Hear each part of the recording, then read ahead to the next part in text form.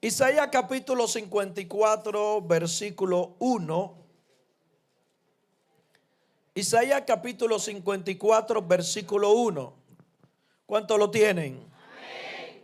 La palabra de Dios la leemos en el nombre del Padre, que es Hijo y Espíritu Santo. Amén. Regocíjate, os estéril. ¿A quién le está llamando? Os estéril, la que no daba a luz.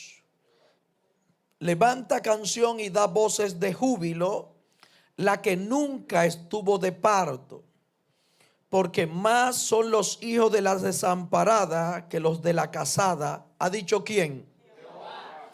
Ensancha el sitio de tu tienda y las cortinas de tus habitaciones sean extendidas. No seas escasa, alarga tus cuerdas y refuerza tus estacas. Porque te extenderá a la mano derecha y a la mano izquierda, y tu descendencia heredará naciones y habitará las ciudades asoladas. Gloria a Dios. Y tu descendencia, ¿qué dice? Heredará, diga conmigo, heredará naciones y habitará las ciudades asoladas. Levante su mano al cielo. Diga: Padre, gracias por tu palabra. Gracias, Señor, por hablarme, Dios. Y permite, Señor, que al yo escuchar esta prédica pueda salir de aquí transformado y edificado en el nombre de Jesús. Amén. Tócale a alguien que está a tu lado y dile: de la esterilidad a la restauración. Diga conmigo: de la esterilidad a la restauración. La semana pasada recordamos que estábamos predicando ¿de quién? ¿De quién estábamos predicando? De Esther. El tema central estaba basado ¿en quién? En Ana. El jueves pasado, los que vinieron el jueves, que fue glorioso. Glorioso. ¿Quiénes estaban aquí el jueves? El jueves fue glorioso, poderoso. El predicador también predicó de Ana. Y hoy vamos a continuar con la segunda parte del mensaje pasado, donde hablábamos de un amor inmerecido y hablábamos de Ana. Y decíamos que Ana era una mujer estéril, una mujer que no daba luz, una mujer que tenía una contrincante que la atacaba llamada Penina. Su esposo era llamado Elcana. Y cuenta la historia de que ella era atacada por su contrincante con Penina porque ella no daba luz. En otro sentido, era una mujer estéril. Era una mujer que no podía traer multiplicación. Y ya mencionamos lo que sucedía con una mujer que era estéril. En la segunda parte, hoy cuando leemos en el libro de Isaías capítulo 54, nos encontramos a un Dios que también le habla al pueblo de Israel. El pueblo de Israel estaba pasando por una situación difícil porque el pueblo de Israel estaba en el exilio. Habían 4 cosas que estaban sucediendo con Israel en ese momento cuando Dios le habla. Número 1, estaba exiliado. Diga conmigo: exiliado. Número 2, era la vergüenza de quién, de todas las naciones.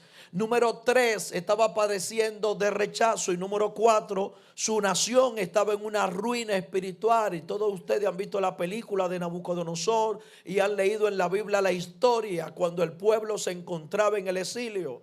El pueblo se encontraba siendo conquistado, el pueblo se encontraba siendo opresor. Lo sacaron de su nación, escuchen esto, estaban en su nación felices con toda y familia y lo sacaron de su nación y se lo llevaron a otra nación. Se llevaron los más inteligentes, los más trabajadores, los hombres fuertes, se llevaron los hombres que sabían escribir, los que sabían leer, se llevaron los hombres, los deportistas, los guerreros, los que sabían utilizar la espada. Y dejaron la ciudad arruinada. En ese momento, estando en el pueblo de Israel, en el pueblo de Babilonia, no tenían derecho, no tenían la capacidad para ellos poder tomar decisiones, porque eran simplemente esclavos de otra nación. Y en ese lugar donde ellos están exiliados, donde ellos están fuera de su nación, donde ellos están abandonados, desechados, donde están en ruina espiritual, en ese mismo momento aparece un Dios, aparece su Dios que le da una palabra. Diga conmigo, una palabra. Y en esa palabra, lo primero que Dios le dice en Isaías capítulo 54, verso 1, es donde Dios le dice: regocíjate, estéril, la que no daba luz. Y a mí me impacta cuando Dios le habla, porque Dios le estaba hablando estéril. Le está diciendo: mira, los improductivos, los que no tienen futuro, los que no tienen desesperanza. Una persona estéril, Dios lo está llamando por su nombre. Dios le está diciendo: mira, ustedes no pueden dar fruto, ustedes no pueden sostenerse. Pero hay algo que a mí me impacta cuando Dios le dice estéril, pero al mismo tiempo le da una palabra y le dice: regocíjate. Diga conmigo, regocíjate. ¿Y qué significa la palabra regocijarse? Lo que está diciendo: celebra, a fiesta, a un gozo, a una celebración. Por eso es que él dice: levanta canciones y da voces de júbilo, la que nunca estuvo de parto. En otras palabras, le está diciendo: eres estéril, no te he sacado de qué, de la esterilidad, no te he sacado de la cautividad, pero vine a decirte en esta mañana que empiece a regocijarte. No sé si puede entender esto. Dios no le cambió el panorama al pueblo de Israel. Dios no lo había libertado. Sin embargo, Dios le da una palabra y Dios le está diciendo: regocíjate. Y cuando le dice que se regocije, le está diciendo: empieza a celebrar. ¿Sabe por qué? Porque regocijarte es una expresión de fe. La celebración es una expresión de fe. Creer en las promesas de Dios antes de ver el resultado es lo que se conoce como la verdadera fe. En otras palabras, Dios le está diciendo: estás siendo conquistada, eres una esclava, eres una mujer estéril, eres alguien improductivo, pero vine a decirte en esta mañana que en medio de esa improductividad es necesario que empiece a regocijarte. Tócale a alguien y dile: empieza a regocijarte. En otras palabras, empieza a saltar con un pie, empieza a hablar de la grandeza de Dios, empieza a hablar de la confianza de Dios. Por eso es que en Jeremías capítulo 1 verso 12 el Señor le dice al pueblo de Israel: yo apresuro mi palabra. ¿Para qué? Para ponerla por obra. Lo que Dios le está diciendo: hay algo grande que se aproxima para tu vida, hay algo grande que se aproxima para tu ministerio. No sé si usted puede creer, pero es necesario que entienda: eres estéril, que no puede cambiar la esterilidad, no puede cambiar el panorama, pero sí puede cambiar tu actitud. Diga conmigo, tu actitud, la forma de ver las cosas, puede cambiar la forma de cómo se siente. Por eso hay gente que Dios le está diciendo aquí: empieza a celebrar, empieza a saltar con un pie, empieza a dar gritos de júbilo, empieza a dar gozo. ¿Sabe por qué? Porque llegó el momento de que la palabra de Dios comience a materializarse. Diga conmigo: regocíjate, regocíjate. Porque el regocijo es una actitud del corazón, no de la circunstancia. La situación aún no cambia, pero Dios te reta a confiar en Él. La situación aún no mejora, pero Dios te reta a ¿qué? A tener la esperanza en Él. Por eso el profeta Habacuc en el capítulo 3 verso 17 que decía: aunque la higuera que no florezca, aunque diga conmigo, aunque en el viñedo no haya uva, aunque las vacas no produzcan lo que tienen que producir, aunque las circunstancias no mejoren. Me encanta como él dice: yo con todo me alegraré en Jehová, en el Dios de mi salvación. ¿Sabe qué significa esto? Es que probablemente todas las puertas estén cerradas, probablemente sea estéril, probablemente no vea el resultado, probablemente tenga una etapa de improductividad, probablemente no se ha materializado lo que Dios tantas veces te ha dicho que va a hacer, pero al mismo tiempo Dios te dice: comienza a celebrar.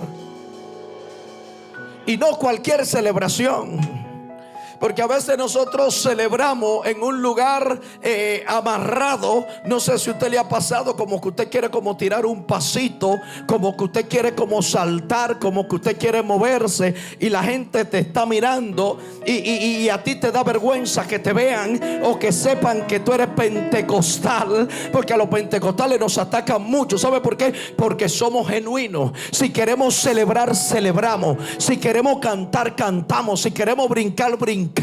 Si tenemos que dar voces, dar voces. Y eso es lo que Dios le está diciendo al pueblo de Israel: regocíjate, oh estéril, y empieza a dar que voces de júbilo. ¿Sabes qué? Los vecinos tendrán que saber que hay una promesa de parte de Dios que se aproxima. Los vecinos tendrán que saber que Dios está preparando algo para ti, que algo se acerca. Diga conmigo dos cosas en este versículo. Número uno, Dios le dice que se regocije. Y número dos, Dios le dice: la que no daba a luz. Diga conmigo: la que no daba a luz. Ponme el versículo ahí, por favor. Ponme el versículo ahí: la que no daba luz. En otras palabras, en el centro le encasilla la palabra estéril, pero en medio, al inicio, le dice que se regocije.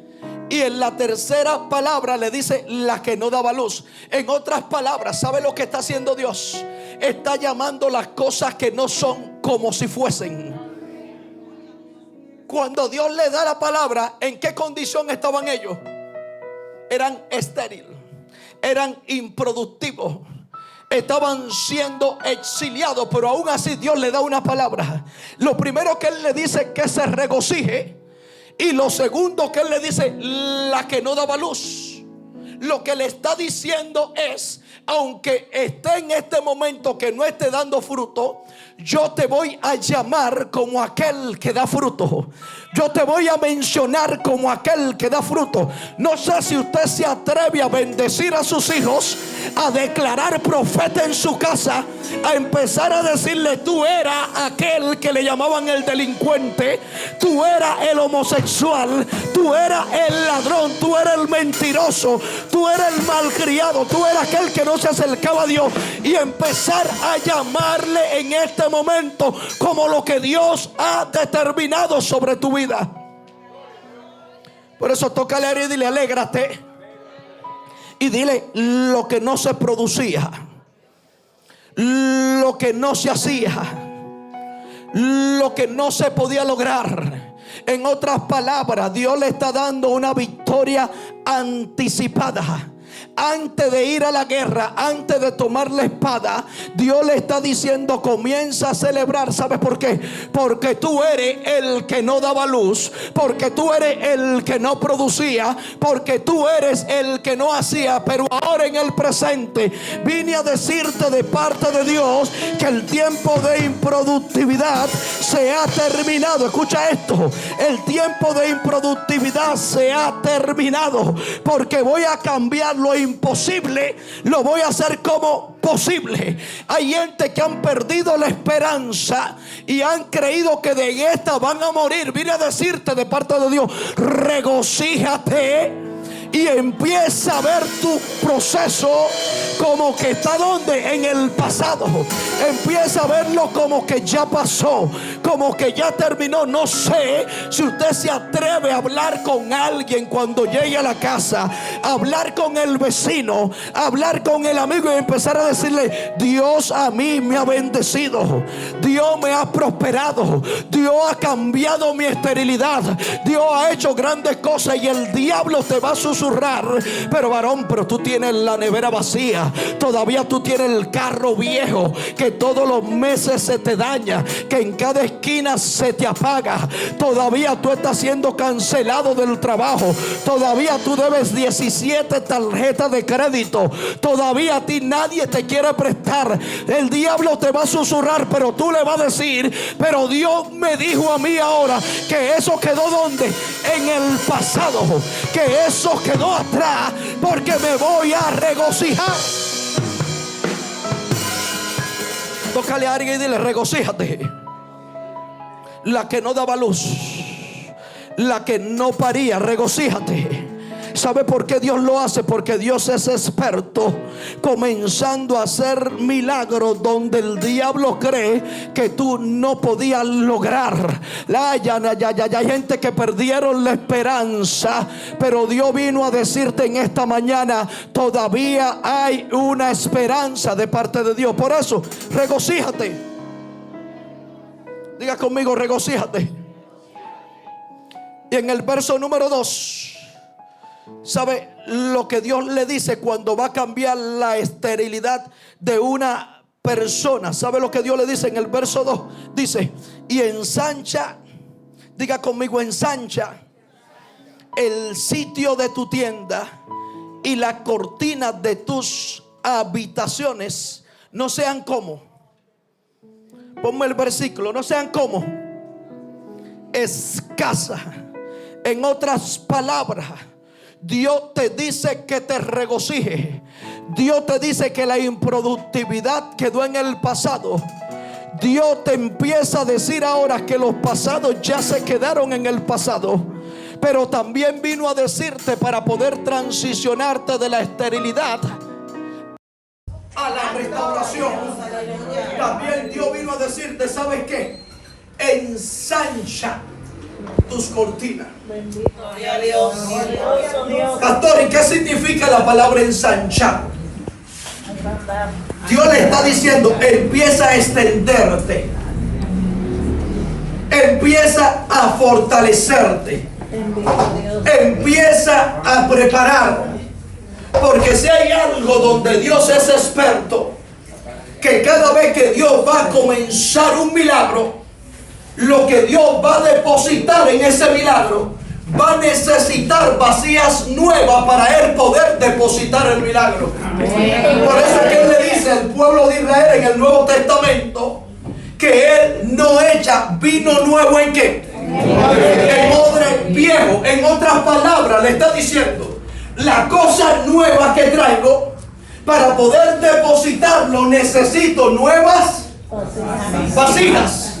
Por eso cuando Dios le dice: ensancha tu cortina, ¿sabe lo que Dios le está diciendo? Ellos dormían en tienda, estaban en el pueblo de Israel en tienda, y cuando Dios le dice que ensancha, Dios le está diciendo: mira, agarra la cortina, en el punto donde está tú la vas a alargar hacia otro lado.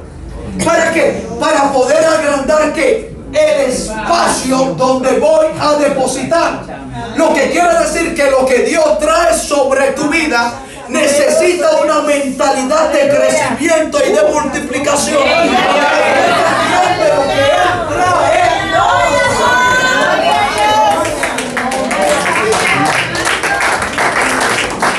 Es tan grande lo que Él trae que el espacio que tú tienes no es suficiente. Por eso necesita que extenderte. Por eso me encanta en el Antiguo Testamento cuando el profeta iba a hacer el milagro con aquella mujer, con aquella viuda, que Dios le dice: ¿qué tienes en la casa? Solamente tengo un poquito de aceite y un puñado de harina.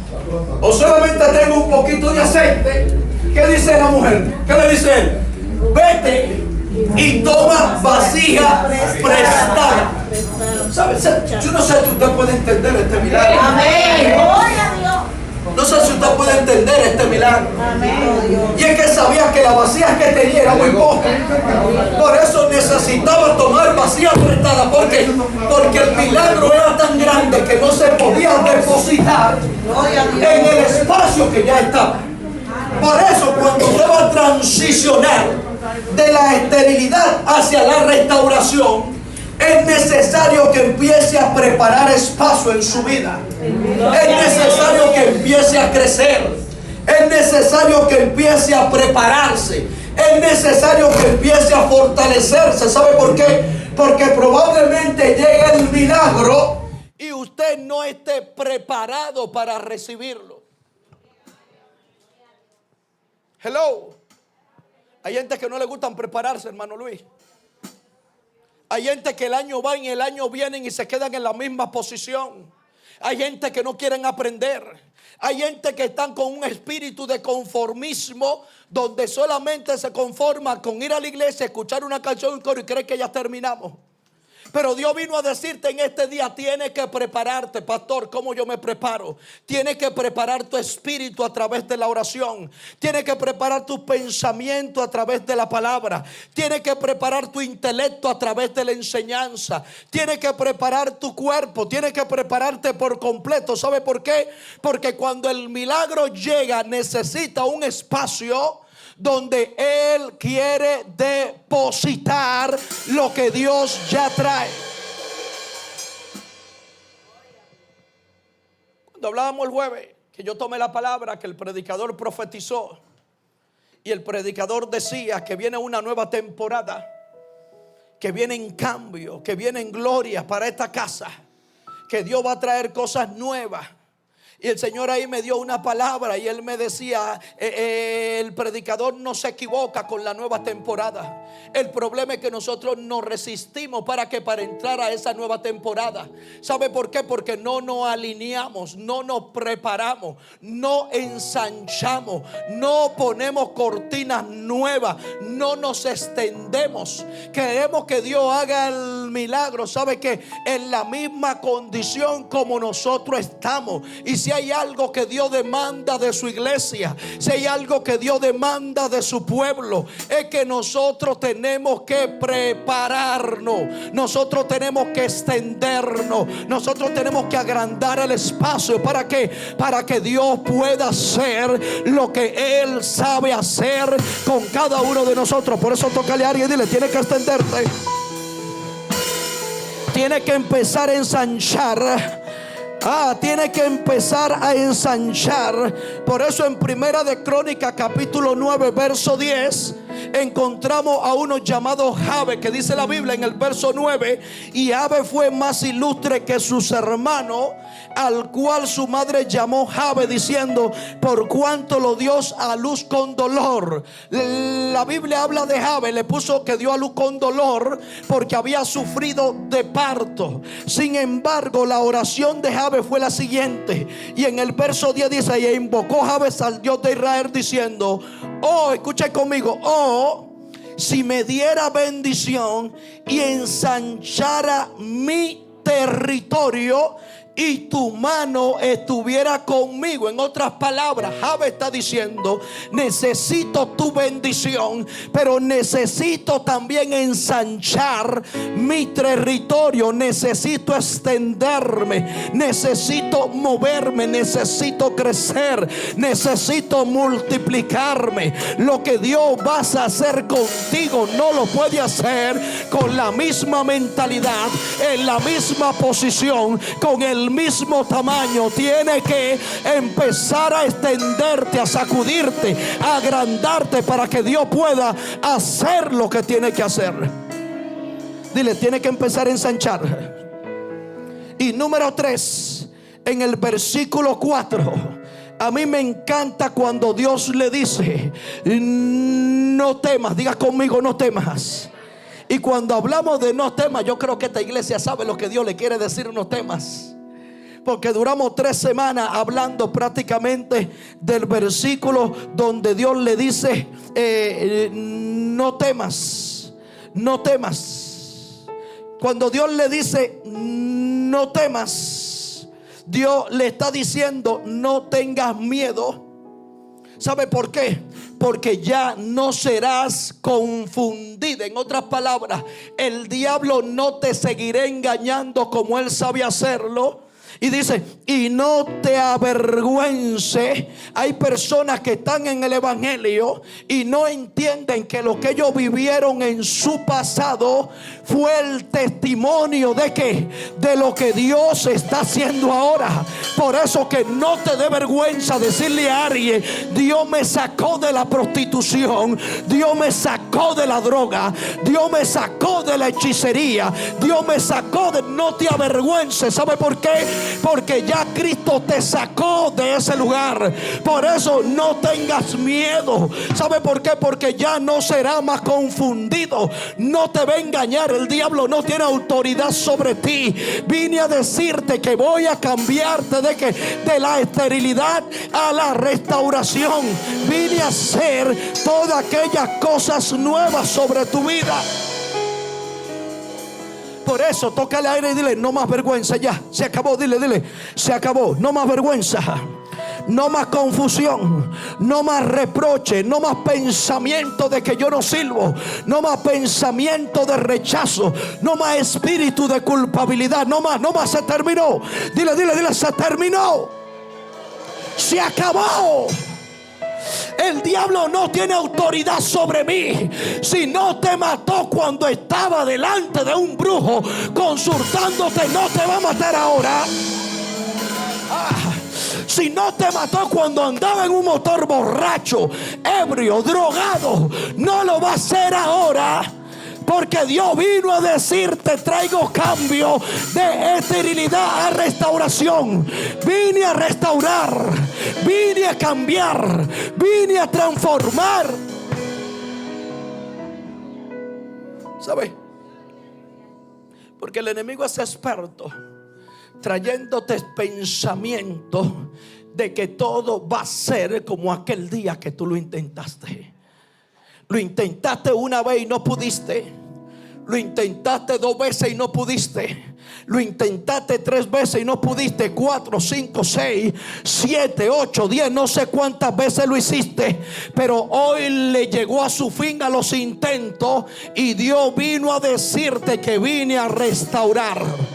Lo improductivo lo hago productivo. Lo muerto lo revivo. Y donde no hay, yo pongo. Por eso cuando Dios le habla al profeta Ezequiel y lo lleva a aquel monte y le presenta esa visión, le dice: Ezequiel, ¿qué ve?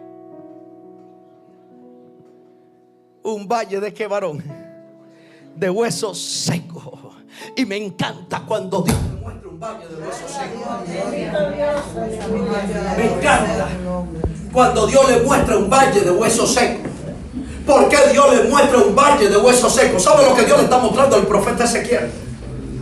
Un lugar desolado, una tierra estéril, un lugar que ya está muerto, un desierto, un lugar donde no se puede hacer nada. Donde cualquier gente que va y le dicen: ¿podrá usted hacer algo en ese lugar?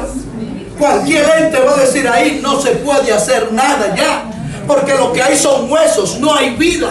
Todo se murió, todo se acabó. No hay oportunidad. Y me encanta cuando Dios trabaja de la esterilidad a la restauración. ¿Sabe por qué?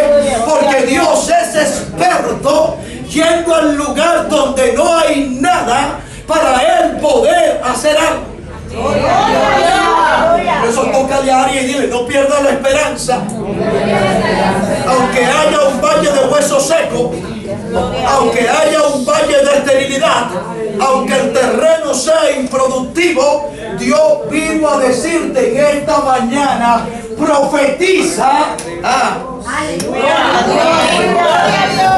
Profetiza, hijo de hombre. En otras palabras, declara la palabra. Que donde no había va a haber. Amén. Declara la palabra que lo que estaba muerto va a revivir. Amén. Declara la palabra que donde otros no pudieron, hay un Dios que puede. Declara la palabra. Por eso dice la Biblia que cuando Él profetizó, dice la palabra de Dios, que los tendones, los huesos empezaron a echar tendones. Los huesos empezaron a activarse por dentro. ¿Usted sabía que la sustancia del cuerpo más poderosa para sustentar el cuerpo está en los huesos? ¿Usted sabía eso? Bendito Dios. Cuando un hueso se seca, pierde todo. Puede tener sangre, puede haber vena, puede haber todo lo que ustedes quieran, pero si dentro de ese hueso no hay nada, el hueso lo único que le queda es que lo corte. Y dice la Biblia que cuando se activan la sustancia de los huesos, dice la Biblia que los huesos empiezan a echar tendones, los tendones empiezan a echar carne, la carne empieza a formar un cuerpo, el cuerpo empieza a tomar vida y esa vida se forma en un ejército y ese ejército se reúne. Gloria a Jesús. No sé si usted puede entender esto. Amén. Gloria a Dios. Y en el lugar donde Dios le dijo que profetizara no había nada. Pero ¿quién fue que lo dijo? Dios. Y donde Dios manda, ¿qué Dios hace? Dios respalda. Amén. Y para Dios no hay lugar difícil. Para Dios no hay lugar que no se pueda. Para Dios no hay lugar donde tú puedas sembrar y no exista cosecha. Por eso Dios te dice en esta hora: profetiza sobre tu familia, profetiza sobre tus hijos, profetiza sobre tu esposa, profetiza sobre tu ministerio. No sé, pero parece que estoy hablando solo. Vamos. Tienes que profetizar. Tienes que profetizar. ¿Sabe lo que significa profetizar? Profetizar significa hablar de parte de Dios. Lo que Dios ha dicho que va a hacer, decláralo sobre ellos. No es un invento que tú digas que tu vientre es bendito y que en tu casa Dios va a traer multiplicación. No es un invento que tú le digas a tus hijos y los llames las cosas que no son como que son. No es un invento que tú lo ungas con aceite. No es un invento que tú lo veas como un profeta. No es un invento que tú lo veas como un hombre predicando a las naciones. No es un invento. ¿Sabe por qué? Porque Dios vino a darte una palabra. Diga conmigo una palabra. Una palabra. Y en el verso 5, ¿sabe lo que Dios le dice? Porque tu marido, diga conmigo, porque tu marido es tu hacedor. Y con esta termino. Dios está restaurando al pueblo de Israel. Lo está transformando de la esterilidad hacia la restauración. Y es donde Dios comienza a decirle: regocíjate. Dios comienza diciéndole: tú no dabas luz. En otras palabras, llegó el momento de tú dar a luz. Dios le comienza a decir: empieza a celebrar, empieza a dar gritos de júbilo, empieza a hablarle a las naciones de lo que Dios ha dicho. Tus vecinos tendrán que entender lo que Dios está haciendo. Pero también Dios le dice: no tenga más vergüenza, no temas. En otras palabras, borra el pasado. ¿Sabe por qué? Porque Dios sabía que no puede transicionar de una esterilidad hacia una restauración si todavía está sumergido en el pasado, si todavía tus pensamientos están en lo que tú hiciste, en lo que a ti te hicieron, en cómo te marcaron, en cómo te señalaron, en cómo alguien dijo. Por eso yo creo que antes de Dios comenzar a hacer un milagro con alguien afuera, el milagro comienza a hacerlo ¿dónde? Adentro. Pastor, ¿por qué estamos trabajando sanidad interior? Ay, porque el pastor se cogió que vamos a dar sanidad interior a todo el mundo. Porque eso está de moda. Porque la sanidad interior es bonita. Porque hay un hermano Josué que le encanta y le propuso al pastor que dé sanidad interior. Porque hay el pastor Manuel que es experto en sanidad interior y vino aquí a trabajar sanidad interior. No. ¿Sabe por qué? Porque Dios viene a traer cambios sobre esta casa. Porque Dios viene a traer cambios sobre tu familia. Porque Dios viene a traer cambios sobre tus hijos. Y esos cambios no se van a materializar hasta que usted no sea sano interiormente. Por eso es que Dios le dice en el verso 4: no temas, pues no será confundida y no te avergüence.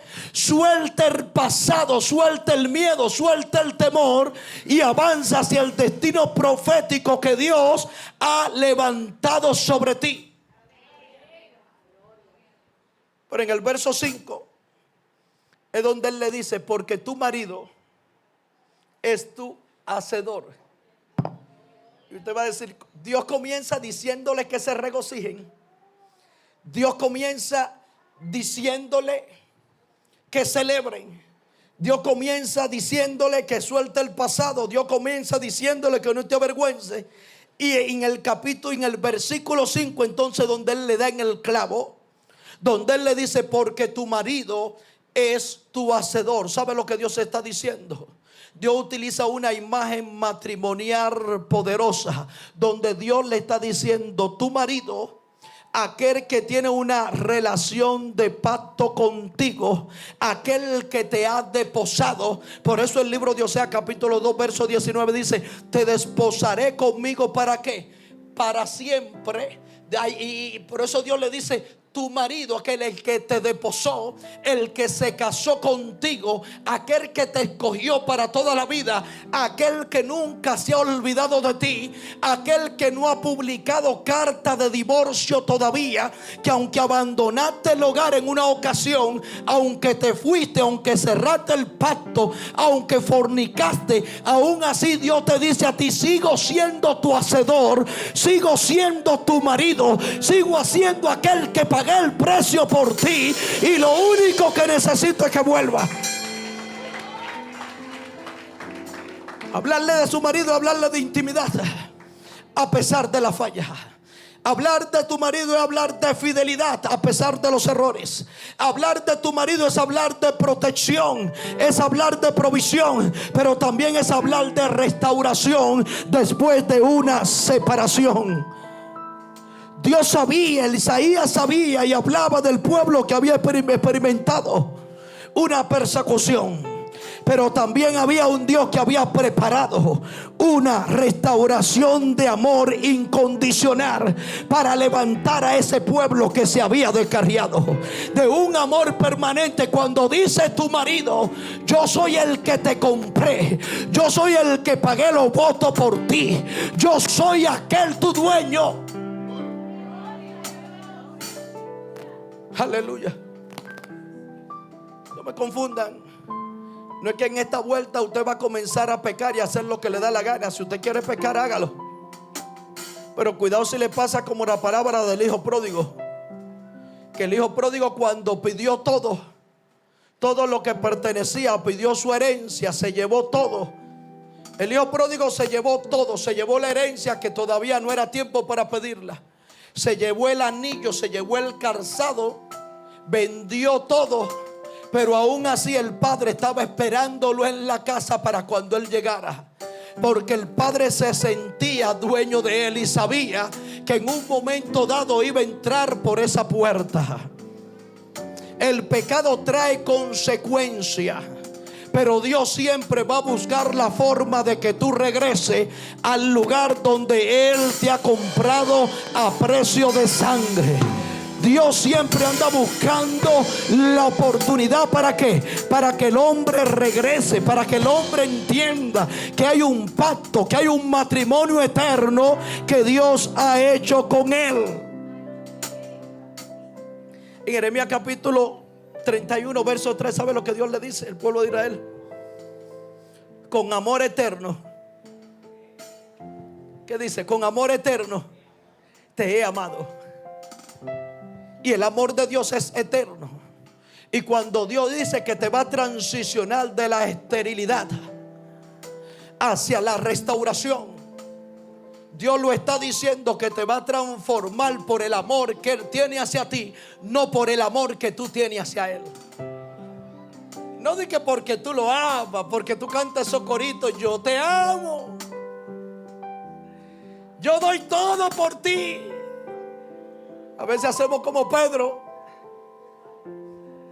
A veces hacemos como Pedro, que está dispuesto a dar la vida por Jesús, pero es el primero que sale corriendo.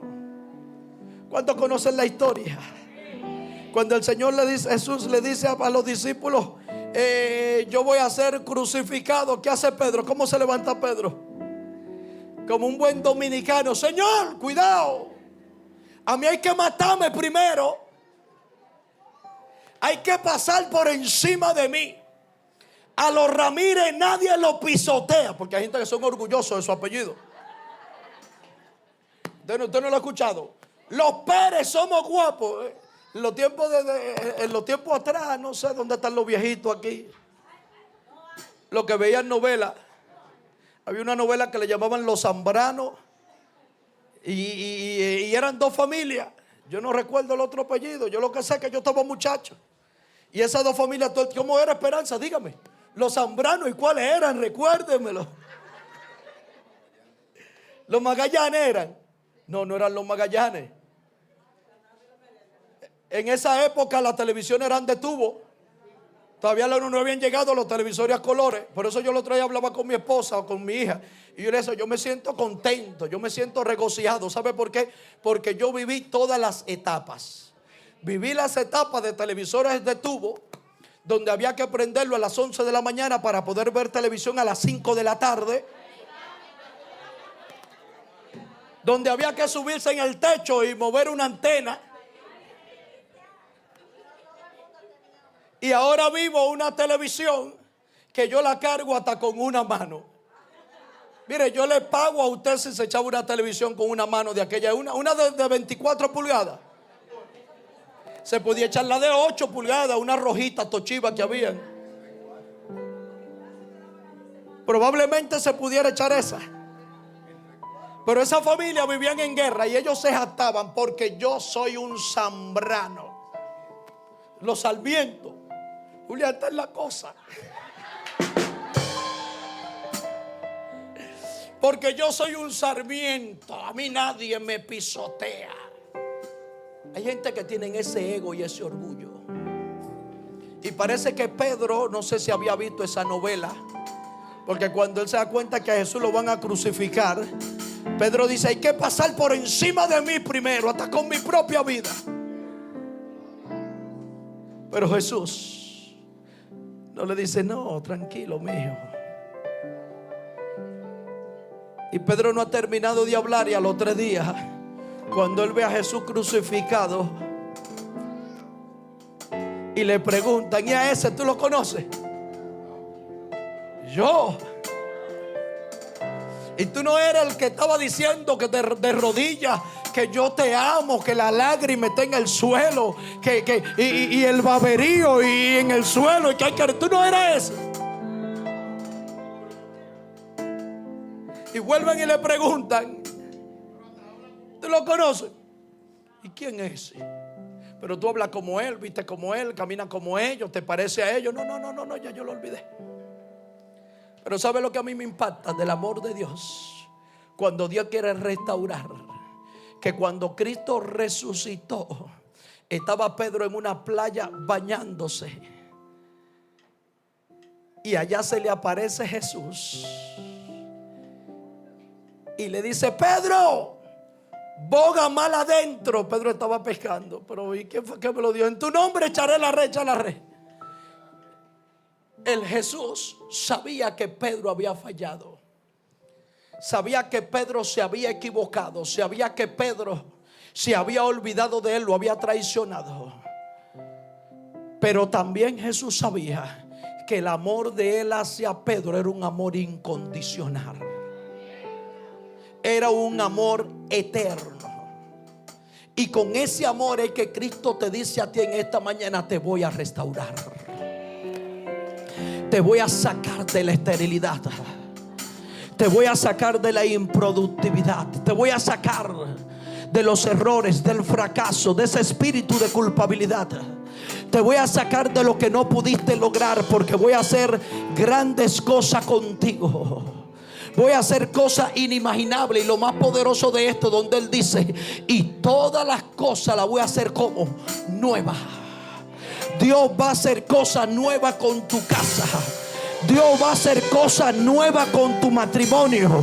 Dios va a hacer cosas nuevas con tus hijos. Y a Él no le importa tu improductividad, ni las veces que te has equivocado, ni las veces que has fallado, ni las veces que has mentido. Simplemente vine a decirte, en medio de tu exilio, en medio de tu proceso, en medio de tu esterilidad, vine a decirte, voy a restaurar. Voy a hacer cosas nuevas para tu vida. Voy a hacer cosas nuevas para tu ministerio. Ponte sobre tus pies. Hay gente aquí que tienen que creerlo. Porque el enemigo se hace experto haciéndote entender que ya no hay oportunidad, que ya las puertas se cerraron, que ya se acabó el tiempo.